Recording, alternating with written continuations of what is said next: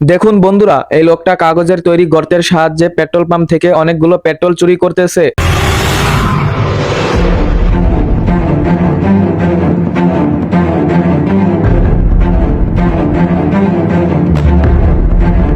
বন্ধ হয়ে যা সিম সিম। হ্যাঁ, আরে এই পেট্রোল পাম্পের পাইপটা এখানে ফেলে রেখেছে কে? আরে 15,000 টাকার পেট্রোল নেওয়া শেষ, মনে হচ্ছে পেট্রোল চুরি হয়েছে। এখন আমি মালিককে কিভাবে হিসাব দেব?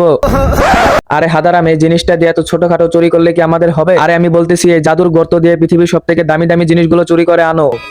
আরে লোভী মানুষ, আমি তোকে বারবার বলতেছি, এই জাদুর গর্তটা আমি বানিয়েছি শুধু আমার প্রয়োজনীয় জিনিসপত্র নেওয়ার জন্য, কাউকে ক্ষতি করার জন্য আমি এই জিনিসটা আবিষ্কার করিনি। হ্যাঁ, এখন যে তুমি এই মাত্র পেট্রোল চুরি করলে, এভাবে তো তুমি ওই লোকটার ক্ষতি করলে। আরে বোকা, এটাকে ক্ষতি বলে না, আমার প্রয়োজন ছিল তাই আমি পেট্রোল নিয়েছি। বন্ধুরা, তোমরা যদি আল্লাহকে মন থেকে ভালোবাসো তাহলে লাইক এবং সাবস্ক্রাইব করে দাও। যাও, এই পেট্রোল গুলো আমার গাড়ি ট্যাঙ্কে ভরে দিয়ে আসো, তারপর আমি আমার গার্লফ্রেন্ডকে নিয়ে ঘুরতে যাবো।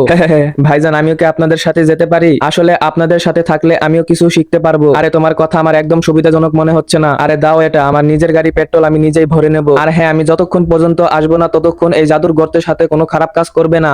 আরে শালা, তুই এখান থেকে চলে যা, তারপরে দেখ আমি কি করি এই জিনিসটার সাথে।